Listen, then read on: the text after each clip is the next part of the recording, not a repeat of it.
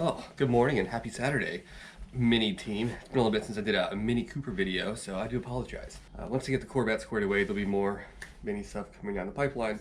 But today, as the thumbnail suggests, I'm doing a product review on something that has some pretty aggressive claims on the box. And it is the STP intake valve cleaner with professional grade results for turbocharged engines. Now, if you're not familiar, Mini Coopers, S in particular, are turbo cars, and they tend to leak oil in through your intake system. And long story short, it gums up your intake valves, and you get sludge and crud, carbon deposits all over your intake valves over time. You get rough idles. Your car can die on you if it's bad enough. A rough surging, loss of power, all that jazz. Anyways, this thing claims in just 10 minutes it will fix all of that. So this is roughly 30 bucks at your local auto parts store. It is kind of a very unique little system. It's got this very professional type cleaner. You kind of hang it on the hood and you let it do its thing. When we get to that part, I'll run you through how it works exactly. But what I'm gonna do now is go ahead and take off the intake manifold on the back side. I got a cheap little borescope here. This, and coupled with my phone, I think we can get some decent pictures of how the intake valves look, at least a couple of them. Before we do this, put it back together, I'll run the cleaner, take it back off, show you the results. Do I have high hopes for this? No, I don't.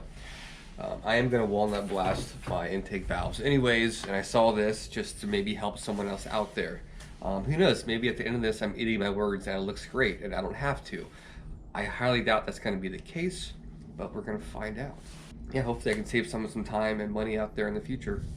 So I'll be back shortly with the condition of the current intake valves, and we'll get going on the cleaner. And real quick, this is 2010 S model, obviously. It's got roughly 52,000 miles on it. It is 10 years old, so I'm sure there is some carbon buildup already.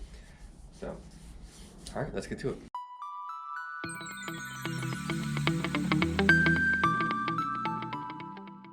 All right, so I didn't take the intake manifold completely off because I don't need to, but I can get access to the first two cylinders here. We're just moving it back without getting too invested in making this a whole day of a job, but we can at least look at two of the intake valves, if you will. Hopefully my camera can pick this up and you guys can see it. I just had a good picture of it. Okay, I feel like I'm doing like a freaking, what's the word? I feel like my car is pregnant right now or something. In any case, I hope it looks okay on the GoPro. This is the valve stem right there, and that's the seat down in the seat. It's not terrible. I've seen much worse, and I will take pictures with my smartphone and include them here as well if you can't see it too well. Okay, I'm not sure how well you can make this out. Anyways, that's the top of the valve right there. This is the stem. This got quite a bit of carbon buildup on it, so I'm gonna go ahead and move to the next cylinder. And if these look like crap on my GoPro, I will add pictures here. All right, here's the second cylinder. This is the top of the valve. It's got some bumpy carbon buildup, and I'll include a picture of here as well if I can. So, okay, so I'm gonna go ahead and get this button back up. I'm gonna run the product, take it for a ride, see if I feel a difference. We'll open it back up and get some second pictures. All right, here's the setup here. Very interesting. You gotta hang it on your hood. Fine, no big deal. You gotta attach it to your intake before your turbo, after your MAF. So your MAF is right here, the turbo's right here. It's got this little aluminum hook right here, and it's gonna feed it back into your intake towards your turbo. Tighten this back up once that's in. It asks you to shake this lightly before you start doing this, which I did. The two dials on here, you're gonna put them in the on position, to both the red and blue.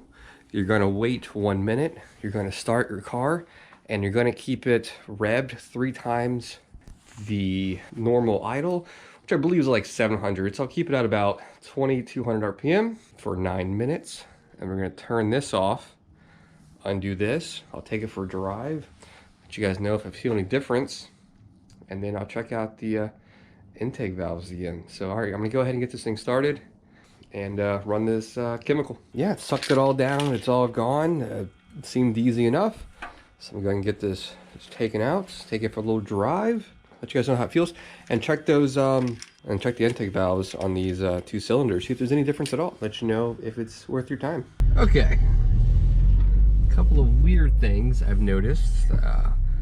When I started it back up, it had kind of a rough idle for a second. I think there was still something cleaner needed to be burnt off. It's idling very steady at 800. Before it idled at about 650 and it was kind of bouncy, but now it's kind of steady, so that's kind of cool. I'm gonna get on here in a second, see if I feel any difference. All right, get on here a little bit.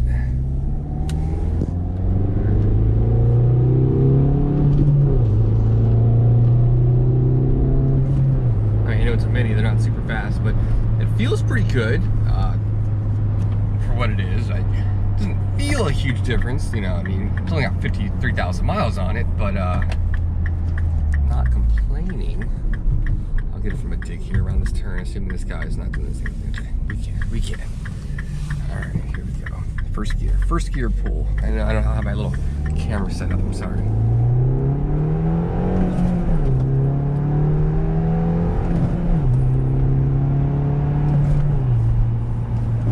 It feels pretty good. Not too mad about that. Might be my head, but the exhaust sounds a little more aggressive. So, all right, let's get home and look at those valves, see if we see any difference. Okay, just casually driving around the neighborhood, I do feel a difference. I honestly do. I'm not sponsored by STP at all. Yeah, the idle is perfect, like dead steady at like 850. That's new, but that's good. All right, and just to show you the idle, it's been idling here for about 10 minutes. Rock steady at about 850. Before it jumped at around 600. It was like doing this number. Now it's rock steady, so that's pretty cool. Not expected. All right, this thing's being really annoying and not playing ball. Whenever I try to get a picture of the valve, it's hot.